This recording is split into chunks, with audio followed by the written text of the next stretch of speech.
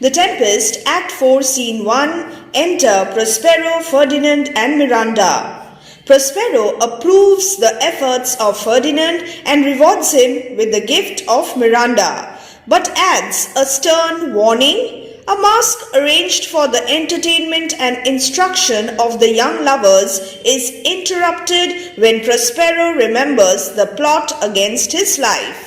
Caliban, Stefano and Trinculo approach the magician's cell and find magic clothing. This is a very brief summary of this scene. In this scene, Prospero decides that Ferdinand has suffered enough and so he agrees to allow Ferdinand to marry Miranda. To celebrate their betrothal, he organizes a masque which is performed by spirits under the direction of Ariel. What is a masque and what is the significance of the masque in Act 4, Scene 1 of The Tempest? We will discuss this question in detail in some other video very soon.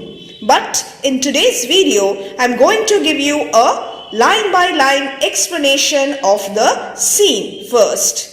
Prospero to Ferdinand. If I have too austerely punished you, your compensation makes amends, for I have given you here a third of mine own life, or that for which I live, who once again I tender to thy hand. Austerely means severely and punished means disciplined. Prospero tells Ferdinand that if he has punished him too severely, his reward now makes up for it because he has given Ferdinand what is a third part of his life or of all for which he lives. Once again, Prospero offers Miranda to Ferdinand. What is the meaning of the expression, a third of mine own life? A third means the other 2/3 of his life that Prospero values are perhaps his books and his kingdom. Well, this is one interpretation and I will give you another interpretation of the expression, a third of mine own life. Prospero is perhaps thinking of the family unit, himself, his dead wife and Miranda. Thus, Miranda is a third of his family. In addition, thread was sometimes spelled Thrid and pronounced like third. So, it is possible that Prospero described Miranda as the thread of his life, that is, as part of the reason for his continued existence. You must know both the interpretations. I tender to thy hand. The meaning of tender is offer. All thy vexations were but my trials of thy love, and thou hast strangely stood the rest. The problems, the hardships faced by Ferdinand were created by Prospero because he wanted to test Ferdinand's constancy in love, and Ferdinand has strangely, that is, wonderfully, extremely well, splendidly stood the test. Here, Ferdinand's behavior under adverse circumstances eventually wins Prospero's approval. So, here, a 4, before heaven, I ratify this. He confirms this, my rich gift. And what is his rich gift? His daughter Miranda. O Ferdinand, do not smile at me that I boast of her. I boast of her. He is praising her. He is singing her praises. For thou shalt find she will outstrip all praise. Miranda will surpass all praise and make it halt, limp behind her. Prospero tells Ferdinand that, do not smile at me. He wants Ferdinand to listen to him carefully because Ferdinand will find that Miranda surpasses all praise and that no praise is adequate enough to justify her true worth. Here Prospero seems to be a doting father. He loves Miranda very much and he also takes pride in the fact that he has raised Miranda really well. In Act 3, Scene 2, we saw Caliban telling Stefano that Prospero himself called Miranda non per rel. that is matchless beauty. Here also Prospero is appreciating Miranda, praising Miranda. Miranda, we all know, is an obedient daughter, and she also loves Prospero very much. So we can very well see the father-daughter relationship over here. Ferdinand, who is deeply in love with Miranda, agrees. I do believe it against an oracle, even though an oracle were to contradict it. Prospero, then, as my gift and thine own acquisition, worthily purchased, take my daughter. Prospero is glad, and he is glad that Miranda is going to marry Ferdinand. And he also requests Ferdinand to accept Miranda as his wife, both as a priceless gift, as Prospero's gift to Ferdinand, as well as something which has been worthily won by Ferdinand. But Prospero has one piece of advice, one warning. And what is it? We will see that in detail. But if thou dost break her virgin not, destroy her virginity, before all sanctimonious, sacred wedding ceremonies may with full and holy rite be ministered, be performed, no sweet aspersion. The meaning of aspersion is sprinkling of heavenly grace. In this context, it is blessing. No blessing shall the heavens let fall to make this contract grow. Prospero warns Ferdinand that if he wrongs Miranda's maidenhood before the holy ceremony of marriage has been gone through, heaven will not bless the union. What will be the consequence of this? There will follow barren hatred, sour eye disdain, bitter contempt and discord, disagreement shall bestrew the union of your bed with weeds.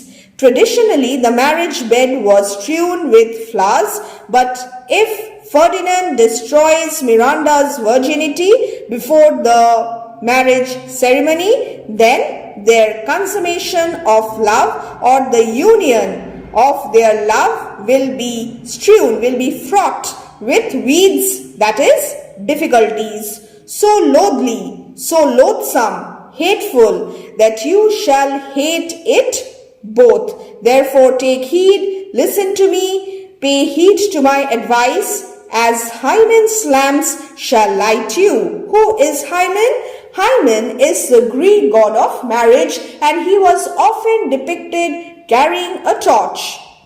Now let us see the annotation of line 23. As ... till light you, as Hymen's lambs shall light you, in the way in which you want your marriage to go. So it is up to Ferdinand. Torches were carried on the wedding day in honor of Hymen, the god of marriage, and symbolically to light the way for the bridal couple. Ferdinand, as I hope for quiet days, fair issue and long life, with such love as it is now. Ferdinand promises that he is hopeful to have quiet days, a happy, peaceful conjugal life, a peaceful married and domestic life, fair issue, fine children, and long life full of love as it is now. The murkiest den, the most darkly secluded cave, the most opportune place, the most favorable opportunity, the strongest suggestion, temptation, our worser genius can, worser genius, evil spirit. Now, it was believed that every person was at birth allotted two spirits, the Christian angels, to be attendants and guardians throughout life. This refers to the belief that each person had a good angel to look after his spiritual well-being and a bad angel who encouraged the person to perform evil acts. Shall never melt mine honor into lust. to take away the edge of that day's celebration, edge, sharpness of that day's celebration of his wedding day. Ferdinand looks to peaceful days, good children and long life with love unimpaired. Nothing will tempt him to soil his honor with lust and wrong Miranda's chastity, purity and virginity, destroy her virginity. Not the darkest den or the most favorable opportunity or the prompting of his evil genius, thereby dulling the enjoyment on the day of marriage. When I shall think, or Phoebus's steeds are foundered, or night kept chained below. So he will not allow his temptations, his passions to dull the enjoyment on the day of marriage, for which he is so eager as to think that either day or night is too slow in movement. The line annotations, lines 30 and 31.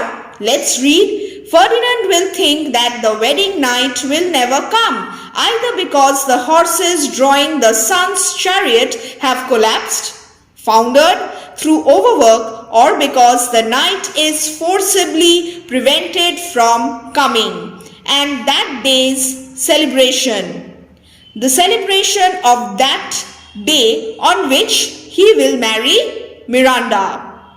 Now, Prospero replies, Fairly spoke, sit then and talk with her, talk with Miranda, she is thine own, she is yours. What Ariel, my industrious servant, Ariel. So before proceeding, I would like to tell you something about Phoebus. Who is Phoebus?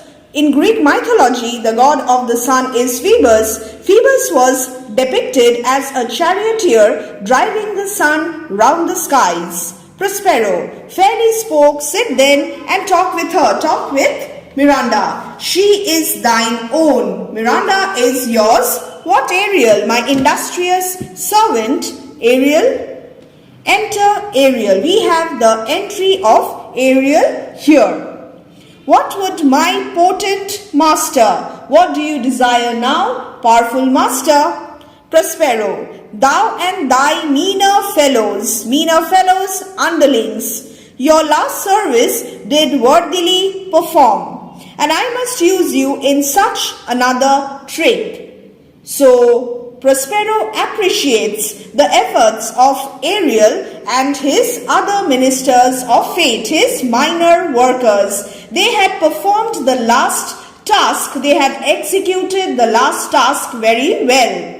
And now, therefore, Prospero wants to employ them in another such show, a magic show and illusion. And he orders, Prospero orders Ariel to bring the rabble, to bring the mob, gang. What is the meaning of rabble? Group or band of people or spirits.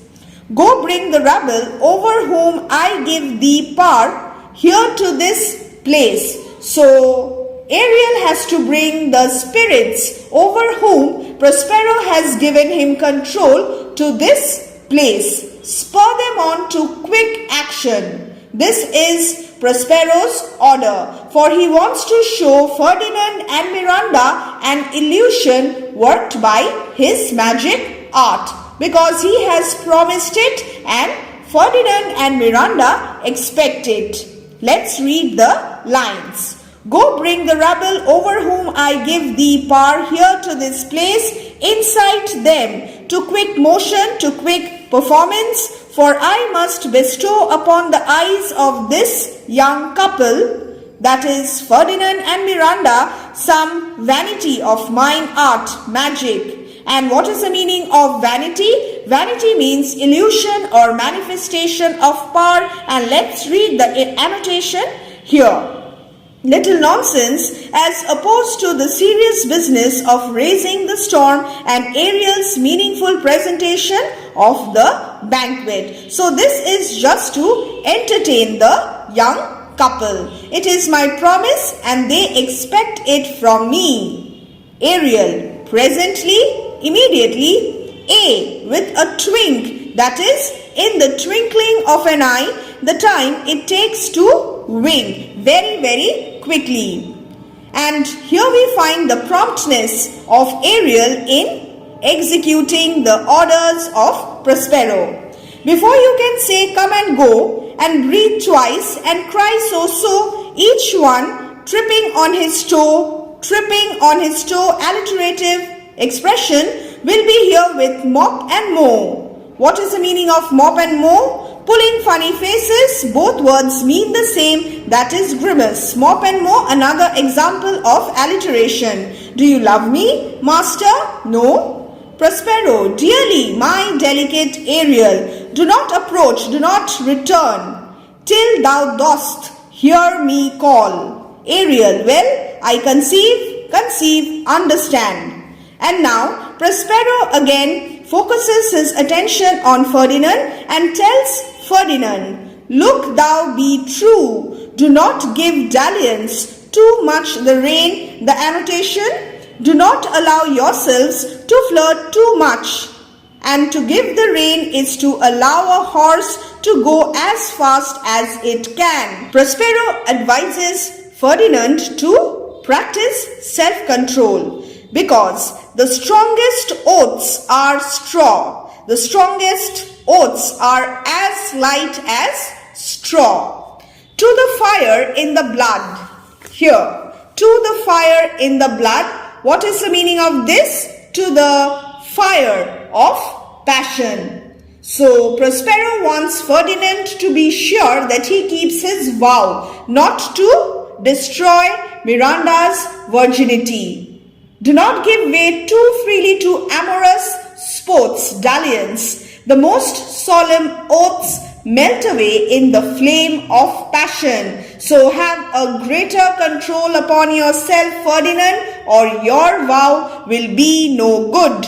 Be more abstemious. Do not indulge yourself so much. Prospero perhaps objects to the present behavior of both Ferdinand and Miranda, who may be holding hands or even kissing. Or else good night. What is the meaning of good night? That's the end of your vow. You will break your promise.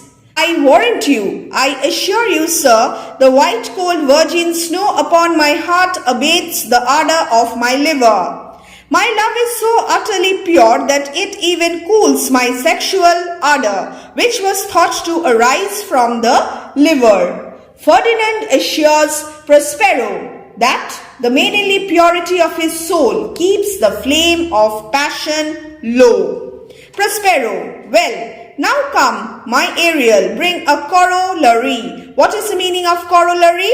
It is an extra one.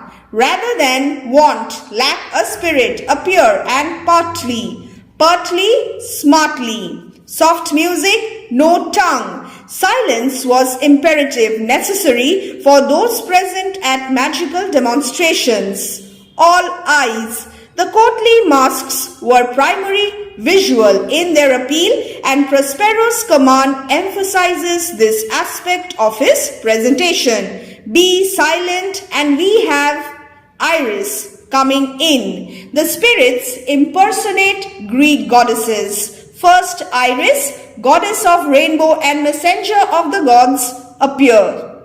And then she introduces Juno, the queen of the gods, and then converses with Ceres, the goddess of fertility and of the harvest. Their speech is poetic and emphasizes the joys of marriage. My dear boys and girls, here I end today's session, video number 1, Act 4, Scene 1, The Tempest. And in video number 2, I will discuss in detail the significance of the mask as well as give you a line-by-line explanation of the mask episode, which is very, very important. Till then, take care, stay fit, bye.